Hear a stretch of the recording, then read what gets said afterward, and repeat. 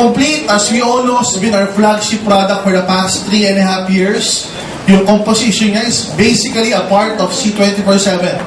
So, ito yung pinanggalingan ng C24/7.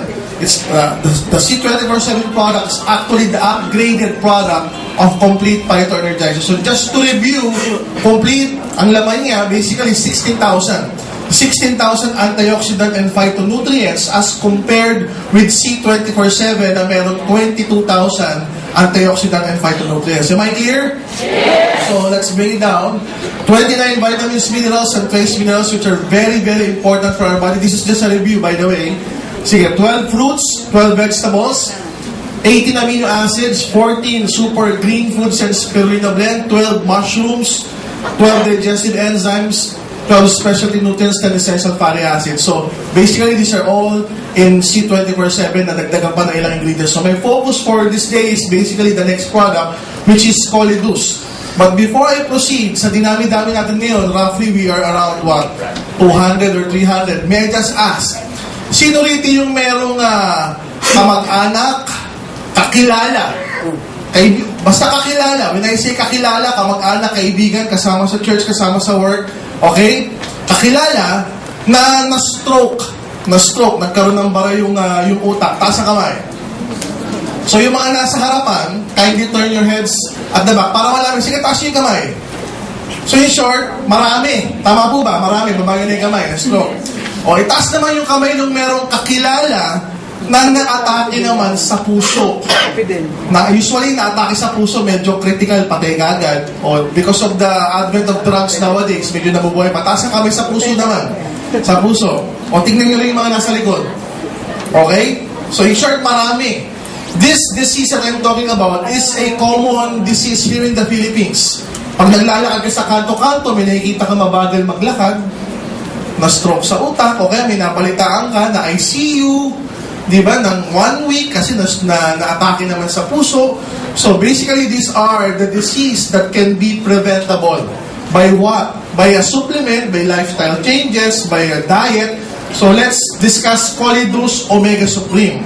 Basically, just to let you know, Omega Supreme, Colidus, sinasabi dito, nakalagay sa box natin, which I'm sure you're very much familiar with, PCB and mercury-free. Yung iba nagtatanong, Dok, ang ibig sabihin nun, may libreng mercury yung product? Hindi po. PCB, these are poisons, toxins sa environment. Okay, mercury, these are also poison, heavy metals. Why? Kasi po ang source ng ating Colidus Omega Supreme ay fish. Ang fish na matagal na sa dagat, na yung dagat na sad to say, napupulyut ng tao with heavy metals. Napupulyut ng tao sa mga factories. Yung mga toxins na dapat itinatapon properly, may ibang manufacturer tinatapon sa dagat. Sad to say, yung mga fish na matagal nang nandyan, pag tinest mo, yung iba positive for mercury. May iba positive for PCB.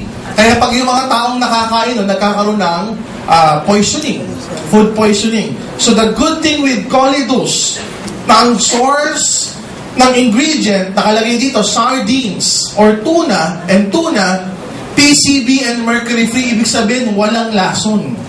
Na-testo ng Nature's Way that they give a certificate na walang PCB, walang heavy metals, negative for any mercury. Okay, so ang source ng ating Colidus are fish, sardine, tuna. Basically, ang component niya are omega-3 fatty acids. Now, these are very, very important. Anong omega-3 fatty acids? Dalawa lang yan.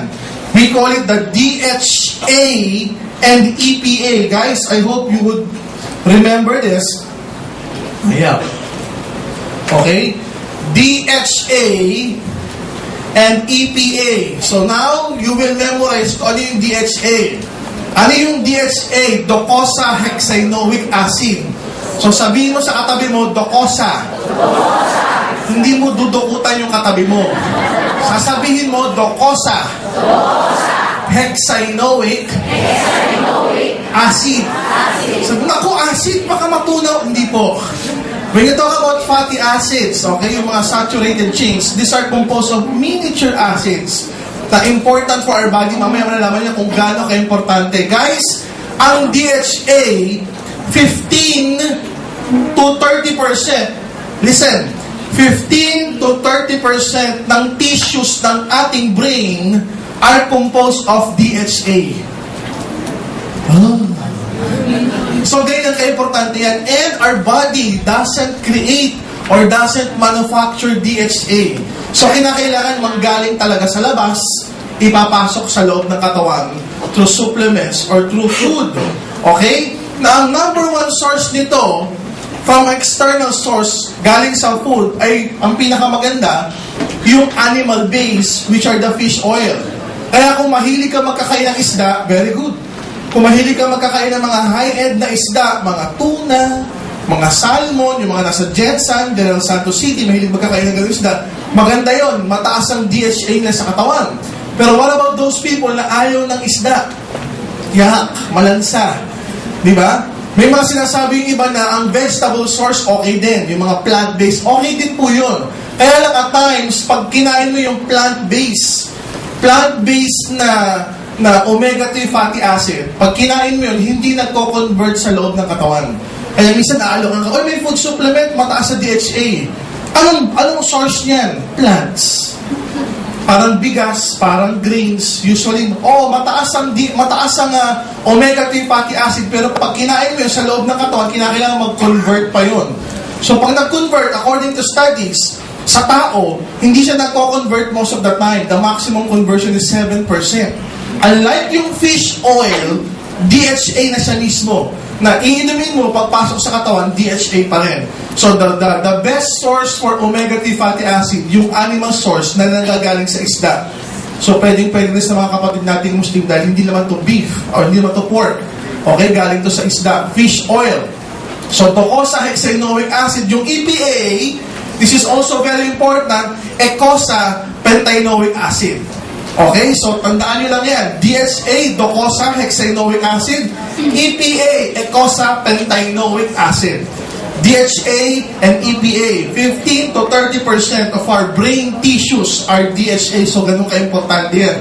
So, ang naman natin, ng product natin, 1,000 milligrams, 700 milligrams of which are omega-3 fatty acids. So, nahahati ang 700 na yan. Yung 500 DHA, yung 200 EPA, tapos meron pang 10 units of vitamin E. So, are we clear? Yes! So, paano ba napapakinabangan ang DHA tsaka EPA sa ating katawan? I will discuss this in different stages. Pag baby ka kasi, iba yung pakinabang mo sa DHA, EPA. Pag medyo bata ka, iba yung pakinabang mo. Pag buntis ka, iba yung pakinabang mo. Pag may edad ka na, iba rin yung pakinabang mo.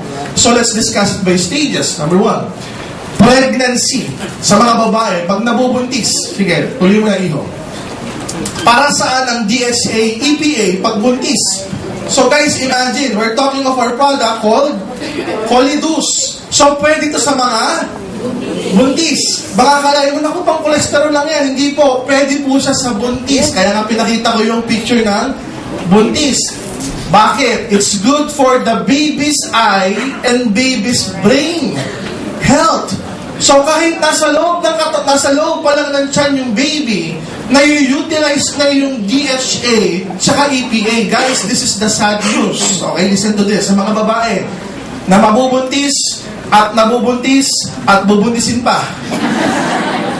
At magpapabuntis pa.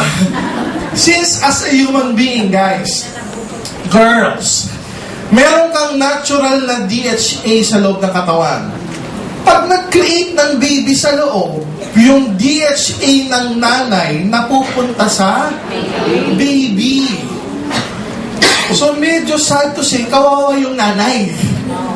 Paano yan kung yung nanay mababa na DHA sa katawan? Ano pa yung makukuhang DHA na pambata?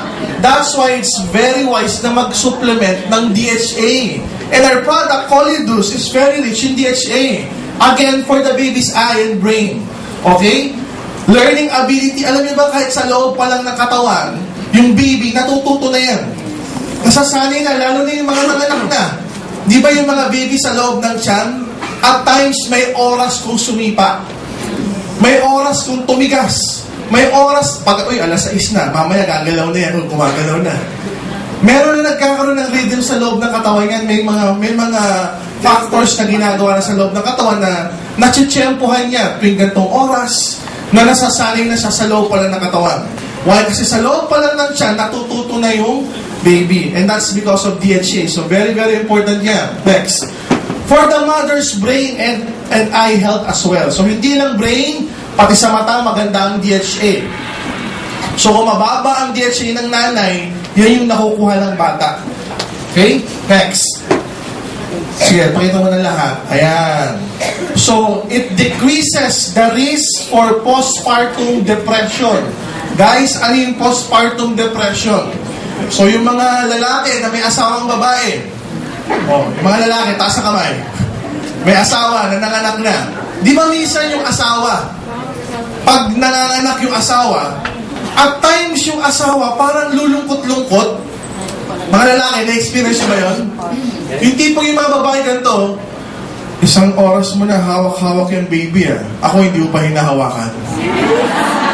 Diba? Parang, siyempre, anak ko to, hawakan ko. Sino maghawak nito? Dadalawa lang tayo dito.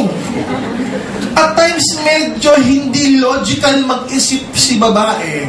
Pag nanganganak, ang tawag nila doon, postpartum depression. Lulungkot-lungkot na parang hindi mo matansya. Parang, alas 8 na, ba't ngayon ka lang dumating? Alas 8 ka naman talaga dumarating. May mga ganun, why? Kasi nga yung DHA ng bata na nanggaling sa nanay, nung ipinanganak, masyadong malaki yung nawala sa nanay. Gaano kalaki? Usually, a normal female, pag nanganak, it would take that female 1 year para ma-recover yung normal amount ng DHA sa utak. So mga tatay, in short, for pag nanganak si Mrs., may 1 year na pwede siyang mag-gain lulungkot-lungkot. But hindi mo na, porket nanganak at nabuntis mo na ako, hindi mo na ako dinidate. May mga ganun. O yung mga asawa, naririnig niyo ba yun? Yes. So maunawaan mo na. Maunawaan mo na normal pala. I don't know if you've heard of the news before. Si Brooke Shields, yung Hollywood celebrity. Nanganak siya. After 2 to 3 weeks, yung anak niya, bitinapon niya ganun. Dahil na-depress siya. Tapos sinabi niya yun sa Oprah, sinabi niya yun sa Ellen na during that time na nanganak siya, nade-depress siya. Why? Mababa yung DHA sa katawan niya. So habang nagbubuntis pa lang, hindi pa yung pinapanganak, dapat mag-iinom na nun. Para pag nanganak siya, makaiwas sa postpartum depression. Na iba tawag yung postpartum blues. Lulungkot-lungkot kasi. Okay? And then cognitive development ng bata. It really helps with the cognitive development ng bata. Infants will have improved sleep kapag nanganak na. Dahil sa mataas yung DHA nung nasa loob pa lang ng siyam. And it increases the infant's immunity pag nanganak na. Next. Okay. So, ang recommendation para sa buntis, 2 Colidus everyday. Okay? Guys, ako po, nung nilaunch natin yung Colidus, 2 na po yung anak ko. Nung nilaunch natin yung Colidus, nagkaroon pa uli ako ng 2 anak. So, anak ko, 4 na. So, nakakatawa, yung huli kong 2 anak, napakatatalino. Lalo na yung pinakabulso ko ngayon, 1-year-old pa lang lalaki. At 1-year-old, marami nang nagagawa na hindi nagagawa nung una tsaka pangalawa kong anak when they were 1-year-old. So, ang laki na improvement. So, yung mga nanay dyan na mabubuntis pa, o may kilala kayo, alokan nyo na, sabihin nyo, oh, buntis ka, pampatalino ng anak mo to. Colidus reduces bad cholesterol Diba? Sabihin mo kasi may DHA yan. Alam mo ba yung DHA? Docosa. Hexanoic acid. O, sipin nyo, alam nyo na. Para ka ng doktor ngayon. Okay, marami pa ako kayo tuturo. So, 2 Colidus pagbuntis, and I guarantee you, pag nanganak yun, maganda yung ma-achieve ng bata, madaling makaintindi, cognitive functioning, maganda. Next. So, pag nanganak na, during lactation, nanganak ka na. Okay, during lactation, it increases, ayan, it increases, still increases the DHA, EPA, from the mother's breast milk. So, pag nagpapadede yung nanay, mataas pa rin yung DHA doon sa breast milk na tinatransmit mo sa anak mo. So, continuous pa rin yung pag-nourish ng DHA tsaka EPA sa loob ng katawan. Why? For better visual acuity even at 4 months old. Kasi at 4 months old, nakakaaninag na po ang baby. Pero pag mababa ang DHA tsaka EPA yan, kahit 6 months na, hindi ka pa ma-recognize. Pero at 4 months old, kapag healthy yung DHA at EPA, they can easily recognize objects, recognize faces. Next. Ayan, kapag ka lumalaki na yung bata at infancy, okay, better muscular coordination, mas maganda yung paggalaw ng bata. Ability to recognize objects, back pa rin yun. Ayan, by touch, progressive mental and motor development. Yan ang importante sa infancy. Yung mga muscle coordination, eye coordination, mas normal to advance kapag mataas ang DHA, EPA ng bata, which is nanggagaling sa mga nanay. So mga nanay, importanteng mag-colidus when you're pregnant and even after giving birth, still continue to take para yung nasa breast milk na DHA, EPA maipasa sa mga bata. Let's proceed. Childhood. Okay, kung meron kang anak na 2, 3, 4, 5, 6, 7 years old, ano nagagawa ng DHA sa bata? 4 years old and up. Okay? Improvements on dyslexia. Ano po yung dyslexia? It's a brain disorder na kahit turuan mo ng ABC magbasa at magsulat yung tao, hindi siya makapagbasa. Tinuro mo na A, B, B, C, C. Pag tinuro mo yung A, Hindi na alam. hindi na alam. Si Tom Cruise. Tom Cruise may dyslexia. Pag binigyan mo ng script yun, hindi niya mababasa. May nagdidictate sa kanya kung ano yung script. Tom Cruise na yan. Kung ano yung sasabihin. May mga ganong brain disorder. Kahit turuan mo ng turuan ng ABCD, mauulit niya. Pero pag pinabasa mo uli yung mga words, hindi niya ma-recognize. Hindi maalala ng brain. May mga ganong sakit. So nakakatulong yan sa mga ganong sakit. ADHD, Attention Deficit Hyperactivity Disorder. Sa Tagalog, attention deficit, kulang sa pansin. Hyperactivity, masyadong magalaw, papansin. Nakakita na kayo ng ganung bata? Yes. Di ba pag nagsalita, times 3, times 4 kagad? Di ba? Ate pasalubong, ate pasalubong, ate pasalubong, ate pasalubong. Hindi ba kontento ng ate pasalubong ko? Uulit-ulitin niya. Yung tipo ng bata, pag sinabi mong, Iho, dito ka lang ha, huwag ka magulo. Pag nilagay mong ganun, after mga 2 seconds, ang ulit na. Hindi mapakali. For so many decades, ang tawag ng tawag, anak mo, ang kulit. Akala nila kulit lang, pero ngayon may pangalan na. Attention Deficit Hyperactivity Disorder. They found out yung mga batang ganyan, mababa sa DHA. So nakaka-improve. Usually nga, pagka may anak ang ganyan, kapag ipinasok mo sa school, hindi natututo. So medyo ang classification sa pagtuturo na ganyan, medyo SPED na, kailangan special education na. So may one-on-one ang pagtuturo sa kanya para mas matuto. Anxious, masyadong mahiyain, cognitive problem, ayaw mag-aral, ayaw matuto, restless, impulsive disorder, minsan parang pagod na pagod, wala namang ginagawa. Tapos masyado siyang magalaw, magaslang. So pag meron abnormal behavior, problems yung bata, nakakatulong ang DHA. So pwede rin painumin ng bata ng DHA. Next. Kaya, pag medyo adulthood na, di ba kaya nga merong mga nagpapakamatay na de-depress. Let's show them. Saan maganda ang colidus yan? Improvements on depression. Mood disorder. Minsan masaya, nasasakyan mo, pero after 3 days, iiyak-iyak, lulungkot-lungkot for whatever reason. May mga ganun. Kaya lalo rin mga magbo-boyfriend, girlfriend lang dyan. Kagabi lang, kadate mo, bukas, away na kayo. Ano ba't kayo kagabi lang, ang saya natin na, anong nakain mo ngayon? May mga ganun talaga. Okay? Anxiety, isip ng isip, madaling mapagod, nako-confuse. Why? Probably mababa ang DHA sa katawan. So mga lalaki, paglulungkot-lungkot si girlfriend, bigyan mo ng colidus. Pag inaaway ka, sabihin mo, Ma, huwag na tayo mag-away. Nga. Patuhan mo ng colidus. Hindi ako nagbibiro, nakakatawa lang tignan, pero it really helps. Ikaw mismo, pag ikaw mismo lulungkot-lungkot ka, parang, ba't ganito, nalulungkot ako, dati naman hindi ako ganito. Maybe, mababa na yung DHA sa utak natin o sa blood flow natin, so kailangan mag-supplement. Adulthood yan. Next.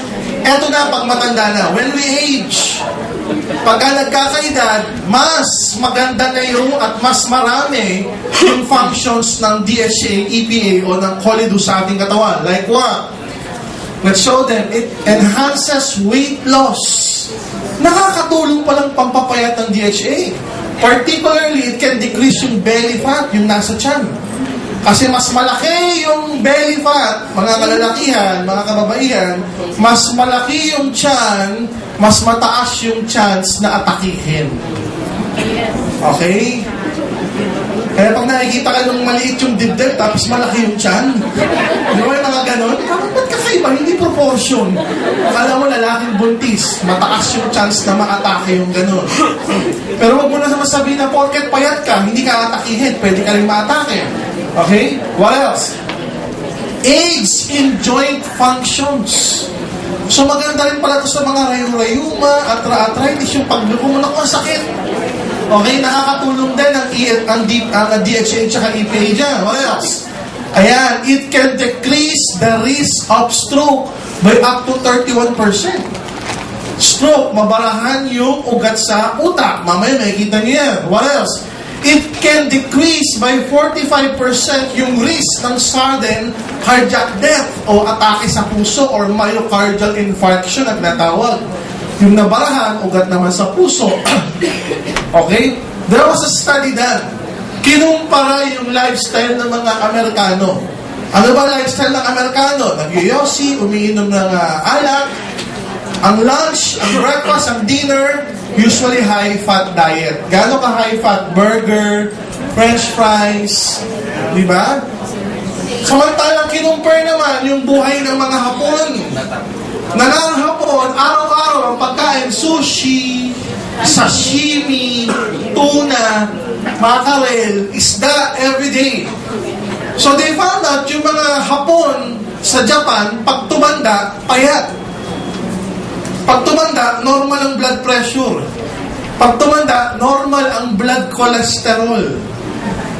Hindi overweight at bihirang magkaroon ng cancer.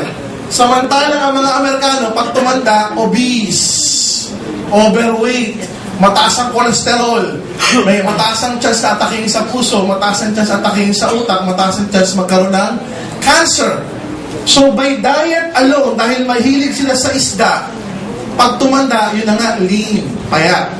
Kasi nga nakaka-decrease ng belly fat. Okay? What else? Ayan, yung pagkain. Triple, quadruple burgers. Ang daming cheese. Di ba? Alam niyo ba sa US, may tinatawag, di ba dito sa Pilipinas, may small, medium, large. Sa US, may tinatawag na super size. Hindi large, super size. Hindi upsize, super size. May mga ganun sa US. Super size fries, super size burger. So nakakatakot yung mga yan. Mataas masyado sa cholesterol. Okay? What else? Smoking. Ang smoking, guys, ayaw. Ang smoking, nakakatigas ng linings, ng endothelial linings. If this is the blood vessel, merong inert, okay, may inert capability yung blood vessels na mag-expand, lalumobo, pag kinakailangan. Pero ang smoking, ang ginagawa niya, guys, pinapatigas niya yung linings ng mga arteries, ng mga veins. So what will happen? We'll show you next. So try to quit smoking. Let's discuss stroke. Ano ba yung manifestasyon or manifestations of stroke? Gumawa ng acronym para at least makatulong ka pag nakakita ka ng taong ganito. They call it FAST. Number 1, face. Nagkakaroon ng facial deformity. Hindi pumapantay yung muka. Nakakita na kayo ng ganon. Pag nagsalita, yung kabilang bahagi ng gumagalaw. Yung kabilang bahagi ng muka, naiiwan. Okay? Arms. Hindi maigalaw. Parang ba't ganon? Hindi ko nagagalaw yung kamay ko. Nahihirapan. Okay? Nawawala ng pakiramdam, sensory, nawawala ng panggalaw, motor. Sensory, motor, nagkakaroon ng problema. Speech, slurred, nabubulol. Ay, ganun. Taling na ako sa ospital. Kailangan tumawag ka na. Huwag mo na antayin lumala pa. Tumawag ka na ng doktor, tumawag ka na ng barangay, daling nyo na sa ospital para matulungan. Why? Kasi nagbabara na yung sa utak. Stroke sa utak yan. Nagbabara na yung sa utak. Ano ba itsura nun? Let's proceed. If this is the brain, guys, ang utak natin, as I mentioned earlier, 15 to 30% ng tissues niya, ano laman? DHA. Anong DHA?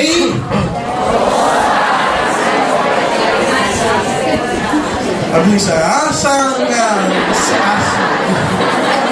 Galing. Docosa hexanoic acid. Isa ng dodokot. Okay. Guys, listen up. Our parts of our brain are different. There are different parts of the brain. Depende kung ano yung mababarahan o magkakaroon ng dugo, depende yan kung ano yung magiging resulta. Kunwari, eto, Broca's area, motor speech, dito ka nabarahan. Hindi kayo makapagsalita o bulol ka. Kakaibang klase yung pagkabulol mo. Kunwari, nabarahan naman dito, frontal, association area. Pag nabarahan yan, hindi ka makarecognize ng kakilala mo. Mga misis, pag naatake si mister, kamusta ka na? Sabi ni mister, dito ka. Sabi mo lang ko, sa frontal area ka nabarahan. Hindi mo ako makilala. Tapos may lumapit na ibang babae, asawa ko.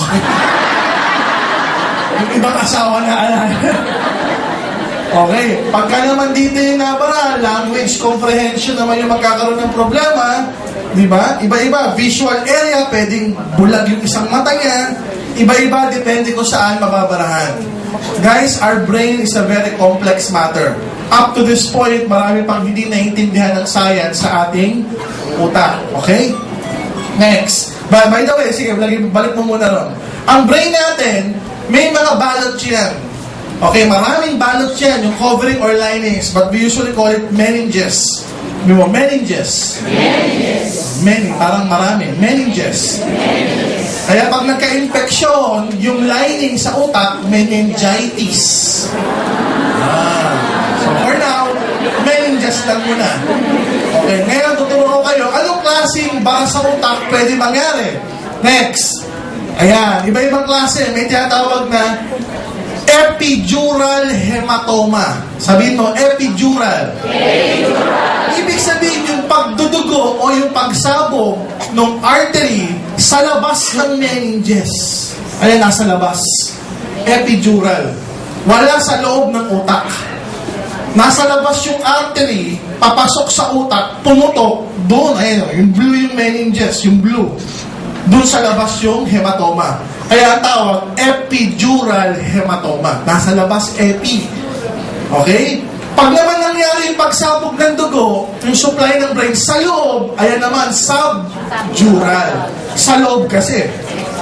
Pag nangyari naman, yung sa loob ng brain, yung nangyaring pagsabog ng dugo na nagsusupply sa brain, intracerebral hematoma. Pag sa labas, epi. Sa loob, sa loob na loob, intracerebral hematoma. Eh bakit ganun? Ano man yung putok, nagkakaroon ng problema kasi nagkakaroon ng pressure. Isipin mo, ang normal, walang pula-pula. Walang space.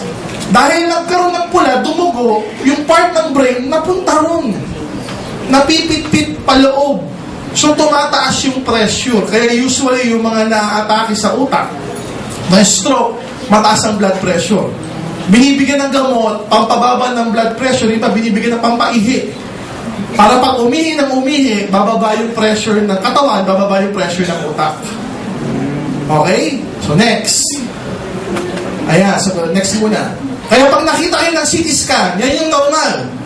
Eh nakita nyo sumabog, nagkaroon ng pagdudugo sa loob. Ano yan? Intracerebral hematoma yan. So pag kami nagsabi, kapit-bahay na stroke, sige nga, patingin ng CT scan, tignan mo na lang. Sa gitna, may intracerebral hematoma. Para kami yung doktor. Okay, yan ang itsura ng CT scan. Okay, ang normal, ganyan. Wala kang lesion na wala kang puti na makikita. Yung pagdudugo, usually puti yan. Ayan, ganyan. So ito, sa loob na loob. Hindi epidural sa labas, hindi subdural sa loob, hindi, sa loob na loob siya. Intracerebral. So, i-back mo lang muna. Paano ba nangyayari yung ganyan mga pagsabog? Ayan. Kasi nga, may mga arteries na nagsusupply sa brain na pwedeng yun yung magbara. Ayan. So, kung yung nagbara dito, bago pa lang pumasok sa utak, yan yung epidural. Wala pa sa loob eh. Nasa labas pa lang. Okay, paano ba nagbabara? Let's proceed. Sige pa. Ayan, yan ang itsura ng bara na tinatawag or ng clot. They call it fibrin clot. Usually, ang RBC o red blood cells, yung mga yan, dapat spacious yan. May space na nagtatravel sa loob ng blood vessels. Hindi siya dapat magkakadikit o magkakasamang dikit-dikit. Pag yan nagdikit-dikit, yan yung clumping na tinatawag. Yan yung pwedeng bumara sa mga ugat na nagtatraffic o nagbabottleneck. So dapat magkakahiwalay siya. Yan ang healthy, magkakahiwalay. Ito yung itsura ng clot. Next. Usually, from our heart to our brain, may daluyan yan. Kumbaga sa highway, lahat ng dugo na nagmumula sa puso, pumupunta sa utak, pumupunta sa lungs, pumupunta sa liver, pumupunta sa organs, sa mga ibang systems ng ating mga organs, umiikot sa buong katawan. Nakikita nyo. From our heart, may mga ugat na pupunta sa utak, may mga ugat na pupunta sa iba't ibang parte ng katawan. So, anumang bara or fibrin clot, pwedeng umikot-ikot sa loob ng katawan kapag yan nagsimulang mag-clump. Okay? Pwedeng magbara dito sa loob. Pwedeng magbara bago pa lang pumasok sa loob. Pwedeng magbara naman sa utak. Iba-iba. Pwedeng magbara sa legs. Kaya may napuputulan ng paa. Next. Ayan. Usually, pag nagbara sa daluyan ng puso, this is the heart. Para tumibok ang heart po muscle. Para tumibok yan, kinakailangan ng blood flow. Kasi sa blood flow, bukod sa dugo ang ibinibigay nun, may nutrients, may oxygen. Paano kung ito yung ugat? Pag pinalaki ayan, nagkaroon ng atherosclerotic plaque. Meaning yung mga cholesterol na kinakain natin, nag-accumulate, tumigas, nag-traffic. Tapos doon bumara yung thrombus o yung clot. So pag nagbara yan, yung dugo, hindi na makakadali doon. So hindi titibok yung puso. Or tumibok man, abnormal yung tibok. O titibok yung ibang ventricles, yung ibang atrium, pero yung particular na muscle area na yan, hindi titibok. So doon nagkakaroon ng problema. Kung sa puso, kanina nakita natin kung sa utak, ito naman kung sa puso. Next. Ayan. Cholesterol plaque. Ibig sabihin pala, yung mga kinakain-kain ko mula nung ikay bata hanggang ngayon na nagkaedad ka na mataas sa cholesterol, most of it hindi natin nilalabas. Mahigit sa kalahati nun, natitira sa loob ng katawan. Akala mo yung taba na kinakain mo, ayan, buti sana kung nandyan lang. Nasa loob ng katawan, nasa linings, ayan, cholesterol plaque. Nasa loob ng ating daluyan ng dugo. Kung ito yung daluyan ng dugo, ayan yung mga cholesterol, nandyan sa loob. Nag-derby ka matay, pwedeng magbara. So that's very, very dangerous. Okay? So, dapat ang daluyan ng dugo, yung malaking yan. Butas yan. Pero yung butas, eto na lang. Next. Ito yung iba't ibang uri ng pagbabara. In short, iba't ibang uri ng traffic. Kung yan yung puso natin, eto, nakalagay, 99% blockage. Pwede pang 1% yung makadaan. Pero usually, pagka ganyan, binabypass na yan. Pwedeng 100% block. Ito, 30% block. Kunwari, ito yung puso mo. Ito yung mga arteries na nagsusupply. Barado to, tsaka ito. Kaya may nakakarinig ka ng triple. Ibig sabihin, 3 artery ang niretoke. Kasi nga, hindi lang isa. Nung sinilip, naku po, 3 artery yung kinakailangan i-reconstruct. Kaya triple bypass. Nasisilip yan. Okay? Sa mga angiography na tinatawag, makikita, Apat na yung magbabara sa'yo, kaya quadruple bypass. Kasi nga, dahil sa maliliit na daloy na yan, yan yung pwedeng magbara. Iba-iba itsura, pwedeng ganyan, pwedeng ganyan, pwedeng ganoon. Okay? Basta laging nagsisikip. Bakit nagsisikip? Dahil sa diet. Mataas na pagkain ng makokolesterol, tapos hindi naman nagdi-DHA, kasi ang DHA nakakatulong dito, mamaya malalaman ng paano. Next. Ano ba yung tsura ng atake? Ayan, nawawala ng buhok. Biro lang. Usually ang atake, kanina may buhok yun eh. Ang atake is manifested by deep chest pain. Parang may nakadagan, pero wala namang nakadagan. Kaya misis, pag sinabi ni Mr. parang may nakadagan, eh hindi ka naman nakadagan. Dali mo na sa ospital. Di ba may ganong feeling? Di ba? Kahit naglalakad na parang may nakadagang simento. Di ba? Nahihirapang huminga. Yung hindi normal yung pakiramdam niya, chest pain. Okay? Next. Ayan. Ang Colidus or ang DHA nakaka-reduce ng clumping ng platelet. Ang platelet is part of the red part ng dugo natin yan. Kasama ng mga red blood cells yan na dumadali pa ikot-ikot sa buong katawan. So, naiiwasan niya magdikit-dikit. Ang Colidus, nakaka-reduce din ng platelet and vessel wall interaction. Bakit? Pinadudulas niya yung daloy. Okay? Pinadudulas yung daloy. Kahit may konting bara, dumadaan lang. Lumalabnaw ng konti yung dugo natin para wag magdikit-dikit doon sa mga traffic areas. Next. Improvement, ayan, on the elasticity of endothelial linings. Minsan, guys, reaction ng katawan natin, pag ito, malapit na magbara, traffic, ang ginagawa niyan, ang ginagawa ng katawan natin, para wag magbara dyan, pinapalobo yan.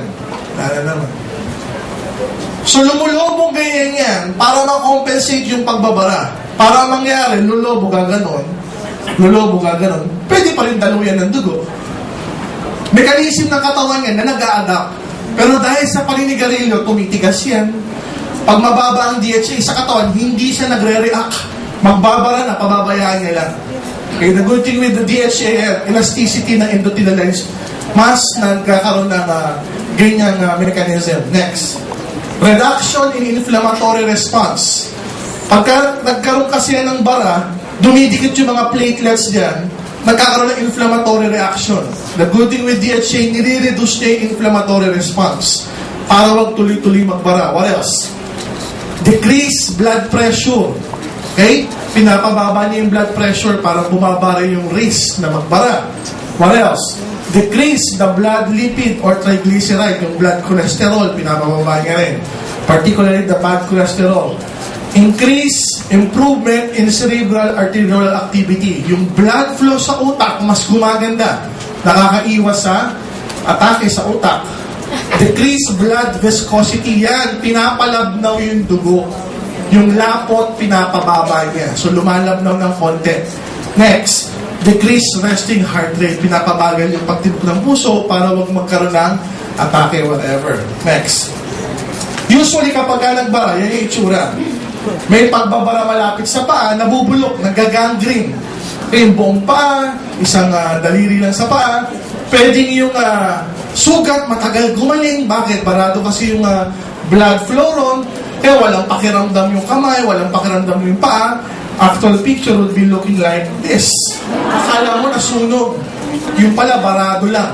Usually nangyayari yan, lalo na pag may diabetes. May diabetes na, mataas pa cholesterol, high blood pa. Nagbara pa. Okay? Akala mo nasunog, pero wala lang blood supply yan. Next, nagagangrene. Ayan, ang recommendation ng American Heart Association is, kumain ka ng isang buong tuna or salmon, kasing size ng 2 kamay mo. In short, ito yung kamay mo, dalawang ganyan. Ganyan kalaking isda na salmon or tuna every day. Ang lansa mo na nun. Or, you can take, 900 milligrams of DHA EPA per day, or you can take 2 Colidus every day. Maganda sa joints, maganda sa brain, maganda sa mata, maganda sa heart, maganda sa blood flow, maganda sa depression, sa disorder, sa mood disorder, nakakaiwas sa mga sakit. Next. Okay, guys, are you learning? Yes! So, pag si Mrs. lulungkot-lungkot, bigyan niyo ng Colidus. Okay, pag may high blood, bigyan ng Colidus. Yung mahilig magkakain ng maaalat, bigyan ng Colidus. Yung mga bata na makukulit, bigyan ng Colidus. Mga gustong pumayat, yung try Colidus. So, maraming pwedeng pag-alokan. Restore Life, guys. Restore Life, our longevity formula. It's actually one of our newest product. Tireturn on niya yung Circuit 1. Bossing, pakibura na muna. This is a very, very breakthrough product. The active ingredient, guys, isa sa mga active ingredient ng Restore Life is called resveratrol. Okay, ang resveratrol is the active ingredient in red wine. Red wine. And they found out, these are very, very historical. They found out yung mga tao sa Europe, kung saan malamig, kung saan ang alak ay normal. Diba? Tanghalian pa lang, nagre-red wine na. Merienda, red wine. Dinner, red wine. Before going to sleep, red wine. Bakit? Malamig. Yung alak, nagpapainit ng katawan. They found out yung mga tao sa Europe, red wine ng red wine, pag tumanda, lean. Hindi mataba. Lean. Okay, whereas pag tumanda, normal ang blood pressure.